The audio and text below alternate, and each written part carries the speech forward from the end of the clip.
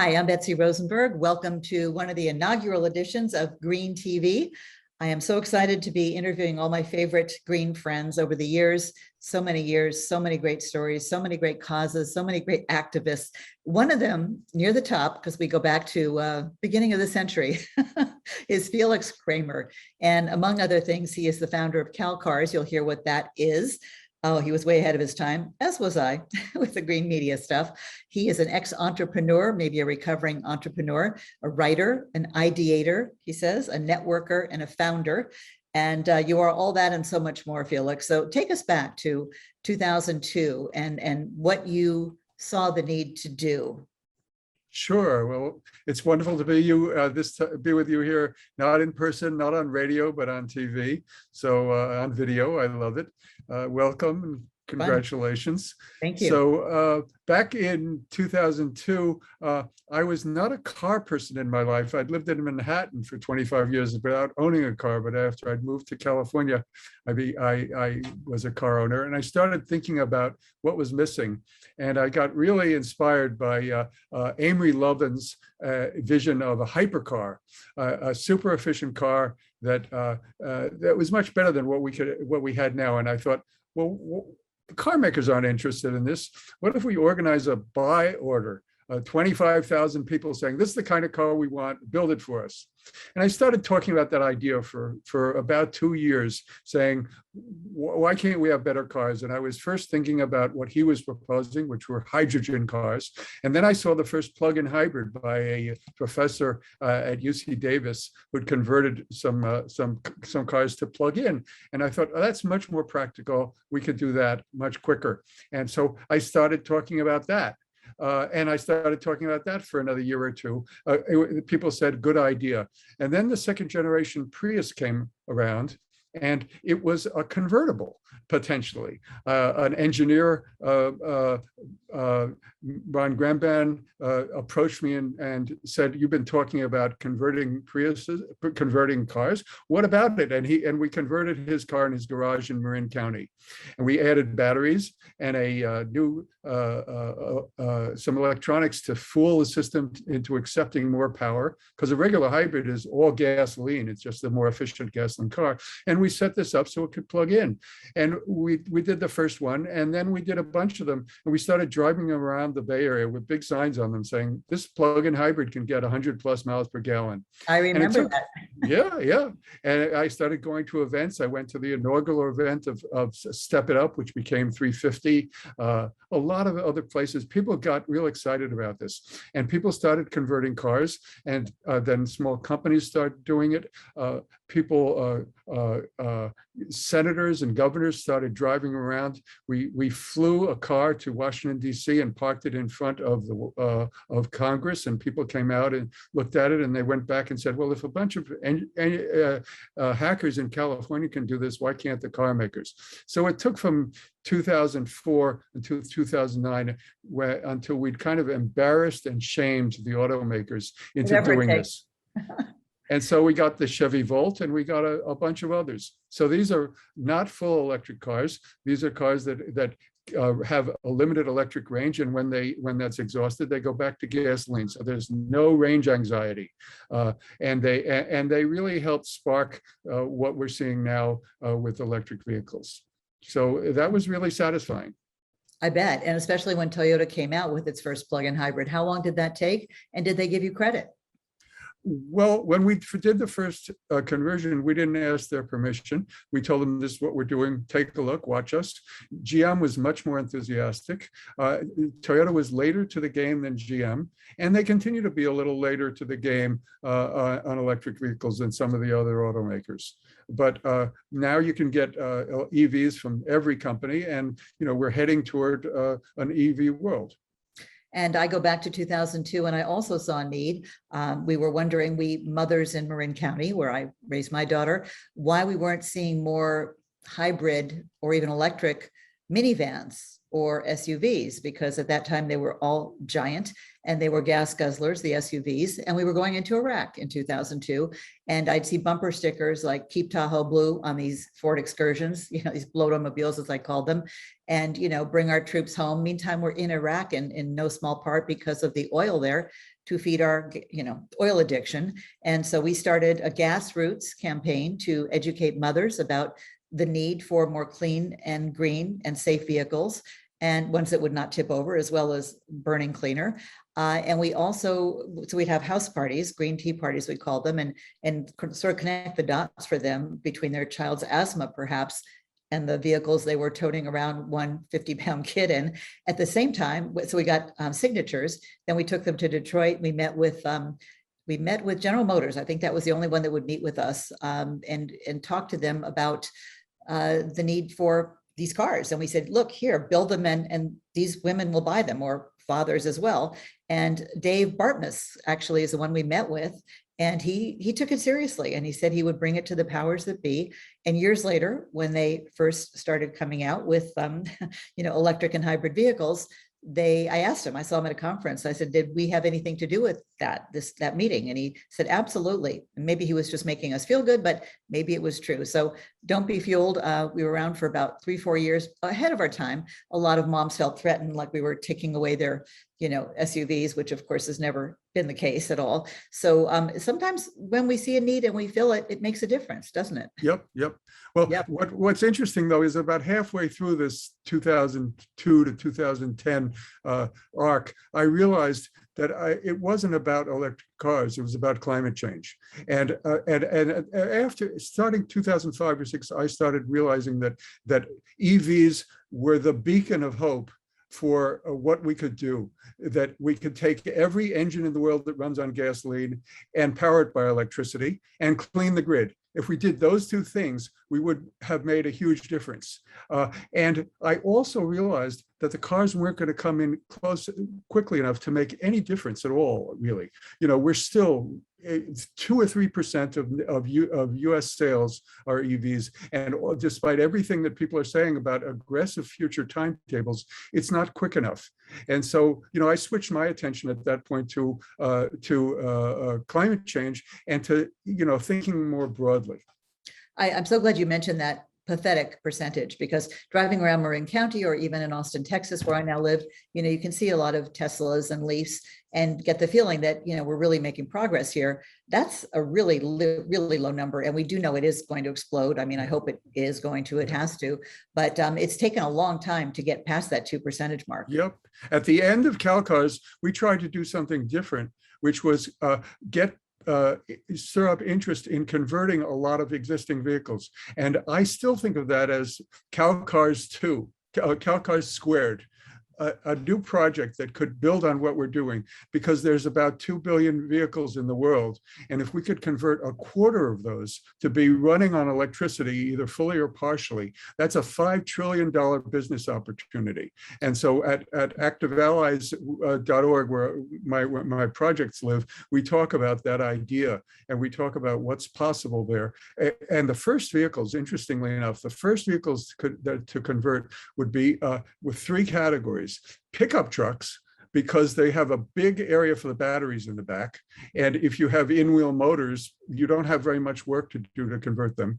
Second is tractors, because they don't drive far every day, and they have room where you could put batteries. And the third is classic and luxury vehicles, like the electric conversion of electric Jaguar XKEs and things like that get a lot of attention and enthusiasm. And so we're still looking for a reincarnation of our CalCars project. I can't wait to introduce you to Jonathan Lake, our founder. I wish he was here to co-interview you, because of course you now know that maybe you have known, that he's been electrifying cars, and famously Joe Biden's 67 Corvette. So that's, I think, the reason I thought to have you on as one of our early interviews, because this kind of innovation, when an idea is the right idea, it happens often in more than one place, except for green media, but we'll talk about that later. I mean, I can't believe I've been at this 2 decades plus, and I've been trying to shame the news networks into saying, you're news leaders, you're missing the most important stories of our time, and they just ignore it. And so what Green TV is all about, as I hope will be clear, is showing them how it should be, how it can be done, how it needs to be done. And that's to interview the eco-innovators that I've interviewed for years on radio. But why television? Well, first of all, I think it's fun to see people's faces. Secondly, we can certainly, when we get the ability, show all the problems and the solutions out in the field. Right now, we're just doing in studio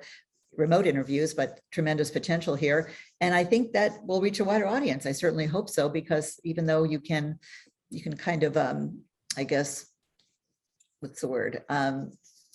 Do things at the same time, multitask. When you're listening, there's something about actually seeing people. And of course, you can just listen without looking at us as well. So lots of big plans and hopes for Green TV. You say something very interesting. You talk about, and we're going to get into what you're working on now with young people and people of wealth, that we shouldn't talk about slowing climate change. We should talk about reversing it. And that's a surprise to me, because when people ask me, is it too late? I said, it's too late to stop it and too late to reverse it, but not too late to slow it down. So tell us what you mean by that and where that hope comes from. Well, if this book shows up on the screen, this changed my life, this book. It was the first book that had in the title, the most comprehensive plan ever proposed to reverse global warming. It's called Drawdown, and a lot of people have heard of it. If you haven't, go to drawdown.org. And it basically is saying, yes, we don't want to just avoid the worst consequences. We actually, we have the tools to start reversing global warming. And the faster we do it, the fewer the consequences. The 1.5 and the 2 degree goals are compromise goals because that's what people thought was we could accept, but they're not actually a livable world. That's the big secret about 1.5 degrees. If you lose 90% of the coral in the world, you're in big trouble. And so my perspective is that the thing we most need is hope. And I'm talking about active hope, not hoping something happens sometime. Active hope. And that hope derives from the belief in human creativity, that we can actually, if we decide to do what we need to do, we can do it. We have the tools, and we have the ability to make the world a livable, healthy, safe world for everyone in the world, and we can afford to do that. And so I hope a lot of your guests are going to talk about that kind of thing, which is, you know, it involves reversing global warming. It involves regenerating society, regenerating agriculture, regenerating all sorts of aspects of the world, and restoring the world to a healthy, safe environment. And those goals, I think, are much more inspiring. They'll catch people's attention than, you know, work your butt off the rest of your life to slow things down. Not really a great goal. And whatever happened to American ingenuity and innovation, you know, that we were the country that could do and led until we didn't. And not so much in this area at all. Look at China, you know, being a leader globally in solar panel manufacturing and so many other things that we should be leading on. We could talk about that all day, why that happened, but we now know we need to catch up, right? And there are a lot of things in place to get us up to speed quickly. And that's what this show is going to be about. This network, this platform, Green TV, is spotlighting the solutionaries, as I call you, people who have great ideas, act on them, because we need inspiration. So now the news networks have gone from hardly ever mentioning climate change or, you know, all the other related environmental challenges to talking about it, but never going the next step, which is what can people do about it? And that's how I always ended my radio interviews. And I will ask you that too in a couple of minutes. But first, I want to talk to you about this concept. You say you wake up every day with a quote or two in your head from David Orr. Tell us what that is. So hope is a verb with its sleeves rolled up, is what this Oberlin professor says. So active hope, when people ask me, are you optimistic? I say, I don't talk about that. If I say yes, people will say, why are you optimistic? For the following reasons, here, this and that. But if I say I'm hopeful, they say, oh, why? And hope is really, what should I know? Give me some hope, a ray of hope, please. Yeah. And hope is the opposite of two things. It's the opposite of despair. And if you look at any language like esperar, in other languages, hope and despair are opposites, and indifference. And I feel that, that people who have hope no longer just try to say, oh, I can't think about that, I'm not going to worry about that. That's what fuels people. Applied hope, I think you called it. Yeah. Yeah. Yeah. And we need hope, but it's got to be based in reality. We can't just hope, like you said, it's got to be active. And I think that's a really great concept, because we are now seeing, the whole movement towards regenerative farming and soil, like that has really taken hold. And if people haven't seen Kiss the Ground, highly recommend that documentary. Among others, we'll be hopefully talking to the filmmakers about, but we do just have a couple of minutes. So if people wanted to take action, once they realize that hope is not a crazy or stupid thing to have around climate change and our planet. Actually, it's a necessary thing, but give us a couple of things people can do. You're involved with a lot of nonprofits, and you're also now talking with some people of means to think about where they can put their money now while they're alive. I think the regenerative agriculture is really important. Imagine if, you can go and you can buy organic food now. What if you could buy food that was labeled, grown with regenerative agriculture? And what if 3 times a day, every person in the world could say, I want to go and I want to feed myself with healthy, safe food, healthy for the local healthy also. for everybody. So basically, most people don't realize that most food is grown with fossil fuels, pesticide, insecticide, herbicide, those CIDE, that means petroleum. And so industrial agriculture is basically, it produces 2 things. It produces poison for the air, water, land, and the workers on farms, and unhealthy food. So if regenerative agriculture uses less water, doesn't have any of those sides, if it's ideally, and people could get paid better to work on that. A lot of college kids I talk to say, I would really like to work on a farm. I would like to take all my tech skills. I would like to work with sensors in the ground for mold and for water and all those kinds of things. Use all the tech to bring into agriculture and have a good time and not be isolated from the world, because I'm still online every day, but I can be in a place growing healthy food for people. So I think that's a really big one. And I actually think veganism could be the leading edge of a real new movement to say we could actually have a healthier, safe world.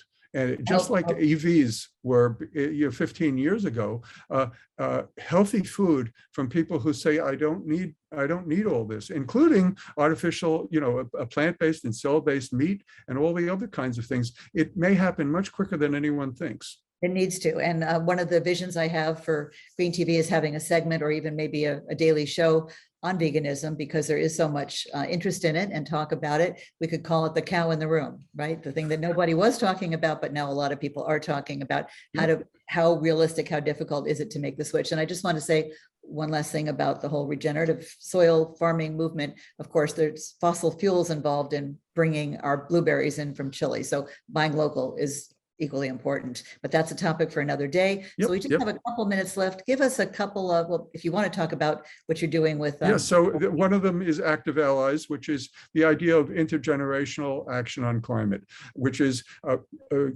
how about people who are in their 20s who wish they could volunteer for Sunrise or other organizations? They not just volunteer, but get paid to work with those organizations and other things, and connect them with gray hairs like me, who can be sponsors, mentors, advisors for those people, and have a whole group of intergenerational projects. We have a proof of concept where we worked with a group of people in their 20s to do exactly this. And you can find out more about that at ActiveAllies.org, and about a couple projects there, including CalCars Squared.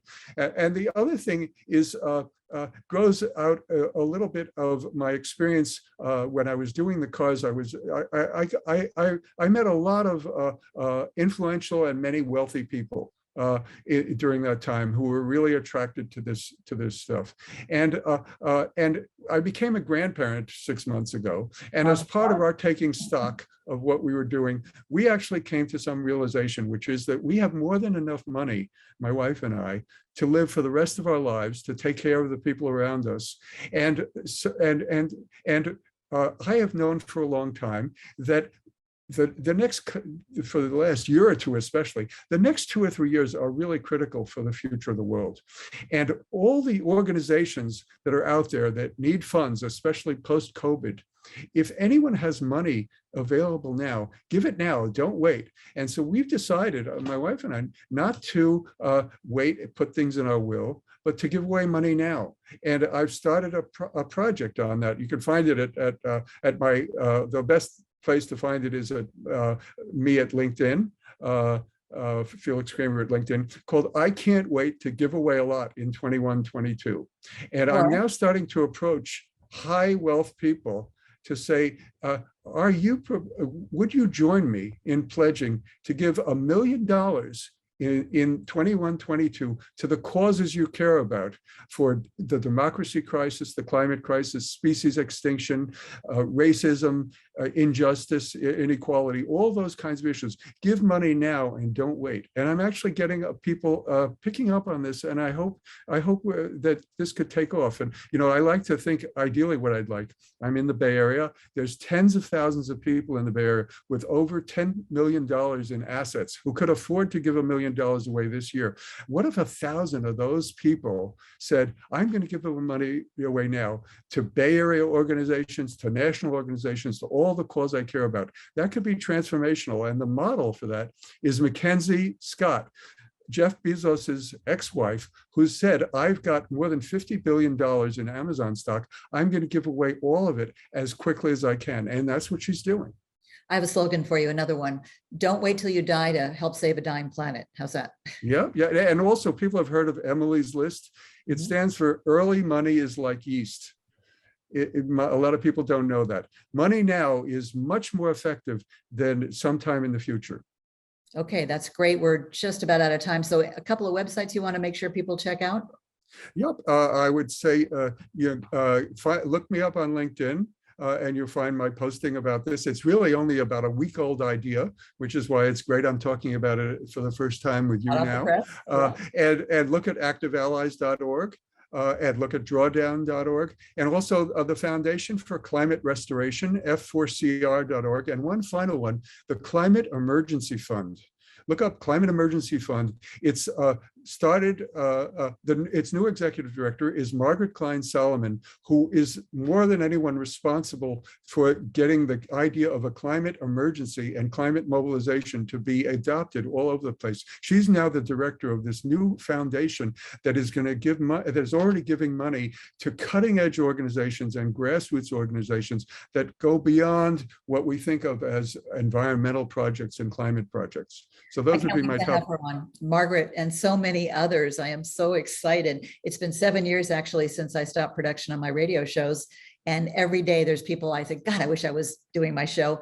And I just didn't want to do it till the world and the media frankly caught up, because it can be not sustainable when one is too early, too far ahead. I'll add one more if I can.